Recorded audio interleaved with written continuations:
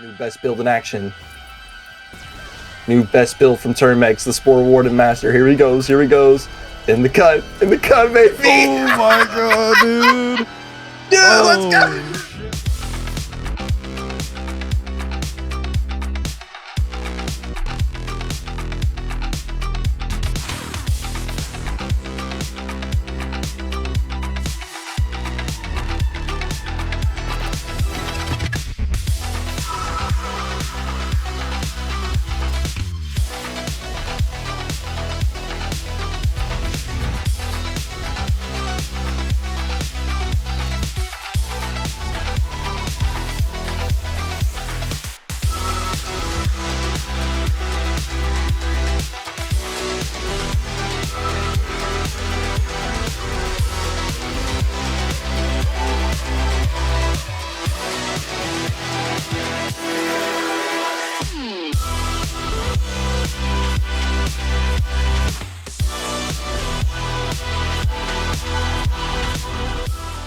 Hello guys, Termex here, and welcome back to another Wonderlands build video. Now, in today's video, I will be doing the predecessor to my previous Best Chaos 20 Spore Warden build, but this is going to be GAMEBREAKER Spore Warden. And I do want to say before I get too deep into this Spore Sticky Shotgun, try saying that 3 times fast, I actually got from Jolt's Dude save file because, you know, getting a volatile version of this legitly after about a week of hitting Chaos Chambers and only hitting the shotgun freaking bunny, it doesn't work.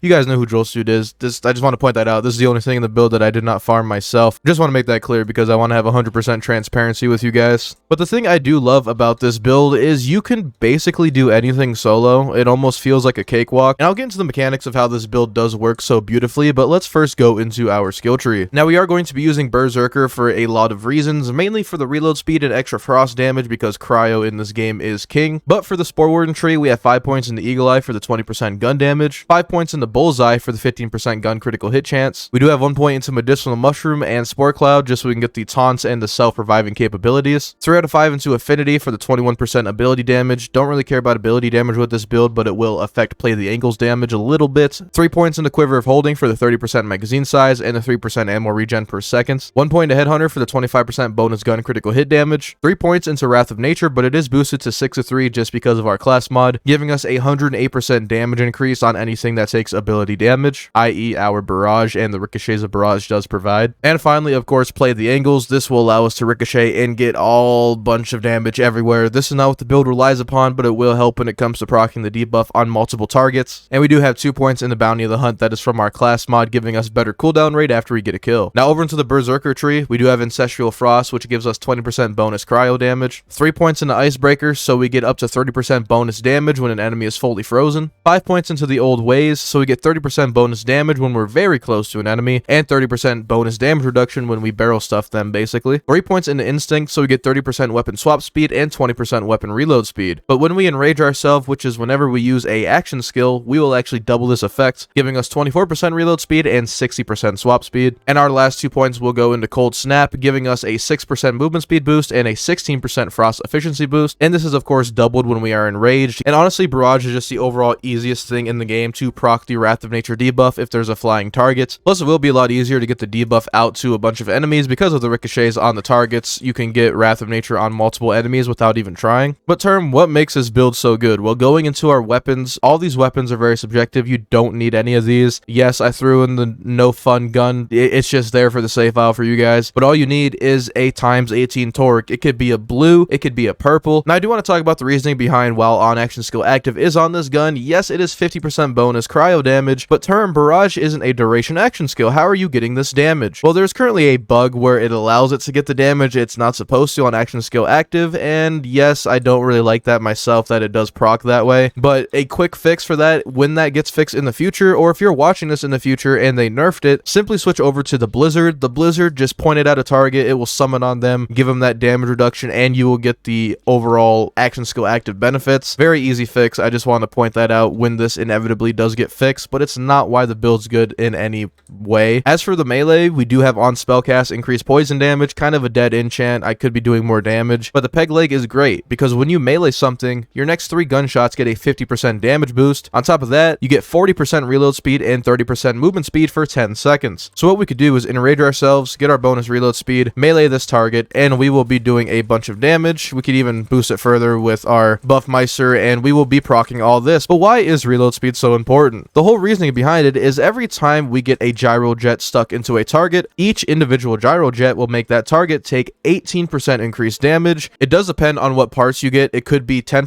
18%, 16%. This one is actually 16% if I am not mistaken, but because I have an enchant on it, it kind of deletes the part of the gun where it says what it does, which is a very stupid bug, and I hope they fix it. But since we're getting all these gyro jets stuck onto a target, we're getting a bunch of bonus damage just from simply reloading and getting all these bonus stuck projectiles on the target, on top of the Wrath of Nature debuff and many other things boosting our damage. But as for your gear, I do have a bunch of gun damage things. With when ward's not full, we get double. When we deal damage to a boss, I gain even more gun damage. I also have shotgun critical hit damage, which is amazing. Other than that, all the rest of the rolls are kind of dead rolls because action skill duration doesn't matter, obviously. It will when they do fix the on action skill active when it comes to blizzards, so you can swap over to your blizzards and then get more duration to keep this 50% frost damage up for longer periods of time. Now, as for our shield, I do have the body rune, so when we get a kill, we get some fire damage and we get a little bit of health. This is great if you kill an ad right before you melt a boss. You will get some fire damage to go on top of it to melt the boss a little bit quicker. This is what I did for a lot of the kills to get even more damage. And the enchant is amazing because on action skill start, our gun gains 40% increased damage for 10 seconds. As for the class mod, this is a great class mod, which is the smart armor. The smart armor will give us minus 50% critical hit chance reduced, but plus 50% critical hit damage. This is kind of like a dead thing because we have 50% gun critical hit chance from Bullseye, making this class mod not really have any negative effects, just giving us 50% more crit damage. Now, as for the rolls, you do want Wrath of Nature as it is the main thing with damage, but don't be so afraid to go in the Burr-Zerker because the more Berserker power you have, the more frost damage you will be doing. Amulet is bonus fire damage to coincide with our rune, so we get 34% more fire damage,